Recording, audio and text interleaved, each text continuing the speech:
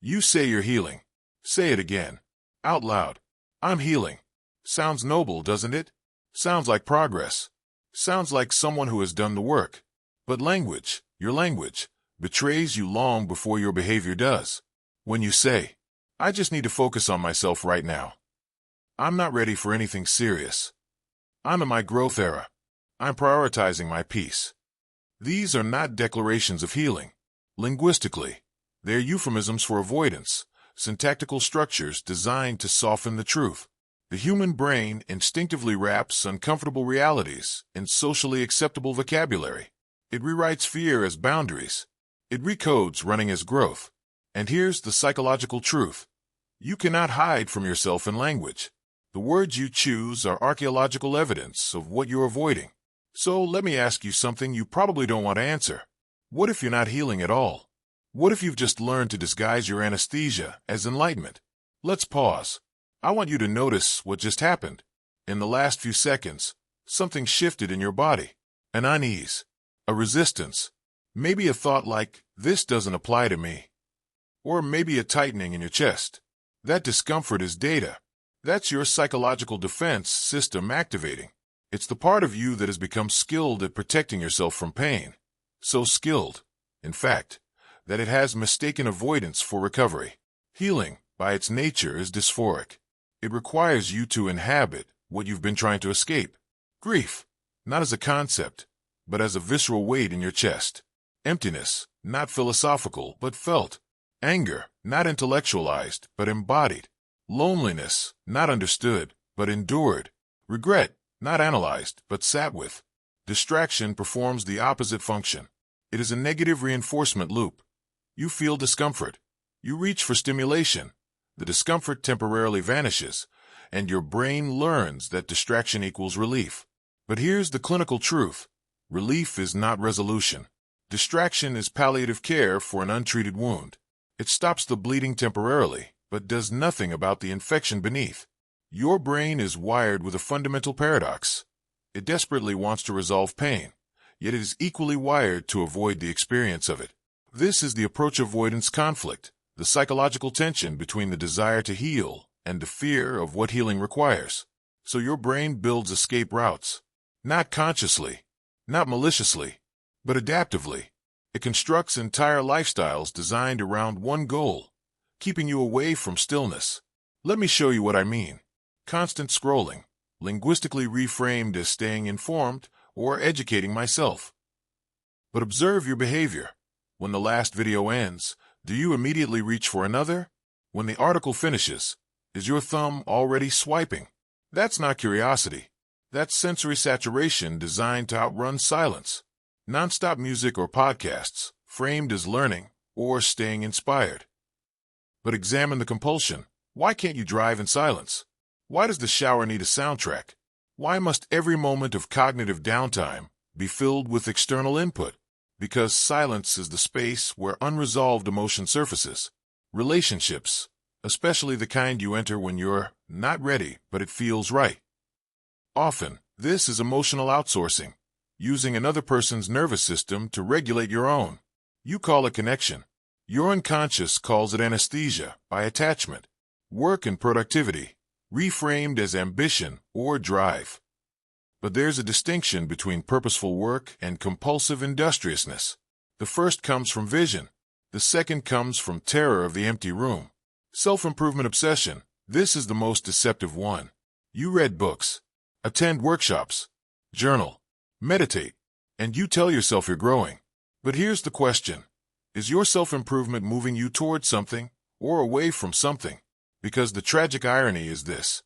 Distraction often wears the mask of growth. And the mask is so convincing that you never question whether you're actually healing or just becoming a more sophisticated version of the same broken person.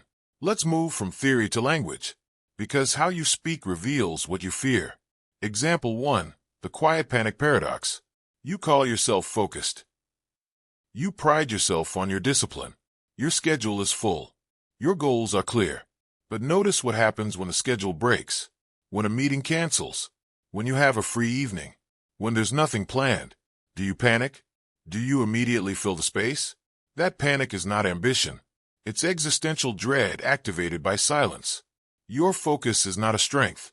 It's a defense mechanism that collapses the moment it has nothing to defend against. Example 2. The busy identity. You tell people, "I'm just so busy lately." You say it with a certain pride. It validates you. It signals importance. It proves you're needed. But here's what you're really saying. I have constructed a life that demands constant motion because stopping means feeling. Linguistically, busy has become a shield word. It justifies absence from yourself. It excuses the fact that you haven't sat with your own emotions in months, possibly years. Example 3. The goal-jumping cycle. You finish a project and immediately start another. You achieve a milestone and instantly set a bigger one. You leave one relationship and quickly find yourself in the next. You tell yourself, "I'm moving forward." But let me offer a different interpretation. You're running. Movement is not progress. Forward momentum is not the same as healing. In physics, an object in motion stays in motion, even if it's moving in circles. The question is not, am I moving? The question is, what am I moving from? Example 4. The over it declaration. I'm over it. I've moved on. I don't even think about it anymore. Notice the defensiveness in that statement. Notice how much energy it takes to assert. If you were truly over it, you wouldn't need to declare it. You'd simply be it. The language of healing doesn't need to convince anyone, not even yourself. Let's go deeper. Beneath the behavior, beneath the coping mechanisms, beneath the self-narratives. Real healing requires confrontation, not confrontation with other people. That's often another form of avoidance, projected outward to avoid looking inward. I'm talking about confrontation with yourself, with the parts of you that you've locked away, with the memories you've archived, with the feelings you've labeled dealt with when you really just distracted through. And this is precisely what most people never do. Because if you sit still long enough, truly still, no phone, no music, no task, no plan, what surfaces? Abandonment. The fear that those who left were right to leave. Shame. Not constructive guilt, but the deep, corrosive belief that something is fundamentally wrong with you. Rejection. Not the event itself, but the meaning you attach to it. I wasn't enough. Grief. Not the sadness you let yourself feel at the funeral, but the grief you never gave space to.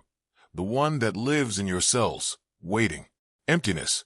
Not a problem to be solved, but a void to be experienced. And we hate experiencing the void. Fear of being alone. Not of physical solitude, but of being left with the version of yourself you've been avoiding. So instead of facing any of this, you stimulate. You reach for your phone. You turn on another episode. You open another tab. You send another message. You plan another goal. You do anything, to avoid the one thing that will actually heal you. Stillness. Because stillness is where truth lives. And truth is uncomfortable before it is liberating. I'm going to give you a framework now. These are not rhetorical questions. These are diagnostic criteria for distinguishing healing from distraction. Read each one. Let it land. Do not deflect. Can you sit in silence comfortably? Not for 5 seconds. Not for a minute. For 15 minutes. With no agenda. No phone. No music. No book. No plan for what you'll do after. Does that thought make you uncomfortable? Does it feel wasteful? Pointless? Anxiety-inducing? That discomfort is the measure of your avoidance. Do you always need stimulation? When you wake up, do you reach for your phone before you've even oriented to the day? When you brush your teeth, is there a podcast playing? When you walk to the car, are your earbuds already in? You're not multitasking. You're numbing. And the need for constant stimulation is not a personality trait. It's a symptom. Do you fear being alone with your thoughts? Not with other people's thoughts, books, podcasts, conversations. Not with tasks, work, chores, planning. But with your own mind, unfiltered, unedited, unstructured. If that idea triggers anxiety, you are not healed. You are managed. Do you feel emotionally numb unless something external pulls your attention? Joy only comes through experiences. Excitement only through events. Meaning only through achievement. In the absence of external input, there's flatness, emptiness, a lack of felt aliveness. This is not peace. This is affective depletion caused by chronic avoidance. Have you changed your habits, but not your patterns? You go to the gym now. You meditate. You eat better. You deleted social media. You set boundaries. And yet, same emotional reactions, same triggers, same core wounds activated by the same types of situations, same patterns in relationships, same fears, same defenses, different routine, same emotional architecture. That's not healing. That's rebranding pain. You've painted the walls of the same house a new color and called it transformation. Let me give you an honest definition of what healing actually is. Stripped of the aesthetic, stripped of the Instagram quotes, stripped of the self-help platitudes. Healing is not looking productive. You can be productive and completely unhealed. In fact, productivity is one of the most sophisticated avoidance strategies available. Posting quotes, sharing wisdom is not evidence of living it. Often, it's evidence of wanting to be perceived as someone who has it figured out. Staying busy. Busy is not healing. Busy is anesthesia with a schedule, pretending to be over it. That's not maturity. That's dissociation in a social mask. Healing is uncomfortable honesty. It's sitting with an emotion fully, without immediately escaping into a podcast, a thought, a task, a conversation, or a rationalization. It's saying, I feel this. I don't know how long it will last. I don't know how to fix it, but I will stay here anyway. Healing is the willingness to be with the worst of yourself without looking away, and the courage to stay present long enough for the emotion to transform from something you fear into something you understand. This is the psychological principle of exposure and habituation. The only way through emotional avoidance is graded, repeated, and sustained contact with the avoided stimulus. In this case, your own internal experience. And most people never reach this point, because distraction is easier than awareness. Numbing is easier than feeling. Running is easier than staying. And society will reward you for every single avoidance strategy you adopt, as long as you call it by a prettier name. So here is where I leave you. Not with advice, not with a 5-step plan, not with a journaling prompt that makes you feel like you did something when you wrote 3 sentences. I leave you with one question. And if you are serious about healing, actual healing, not distraction disguised as growth, you will not look away from it. When your phone is off, the room is quiet, all the noise is stopped, there is nothing left to consume, nothing to achieve, nothing to plan, nothing to fix, nothing to run toward. What is still chasing you? What memory surfaces? What feeling appears in your chest? What voice speaks in the absence of external input? That thing, that uncomfortable, unresolved, unprocessed presence, is what still owns you. Not your boss, not your ex, not your past, not your circumstances. That thing. And until you face it, not think about it, not analyze it, not write about it from a safe distance, but face it, no amount of distraction will feel like peace. You will get better at running, faster, more efficient, more sophisticated in your avoidance, but you will never be free, because freedom is not the absence of pain. Freedom is the absence of fear of pain, and you cannot overcome that fear by outrunning it. You overcome it by turning around. Let me speak to the part of you that read all of that and still feels defensive. I know what you're thinking. You're thinking, okay, but I am actually healing. I have done the work. I have gone to therapy. I have processed things. This doesn't fully apply to me. Maybe you're right. Maybe some of this doesn't apply. But here's what I want you to notice. The need to defend yourself against a message that asks you to look inward is, itself, a form of resistance. Carl Jung said, one does not become enlightened by imagining figures of light, but by making the darkness conscious. And the darkness is not evil.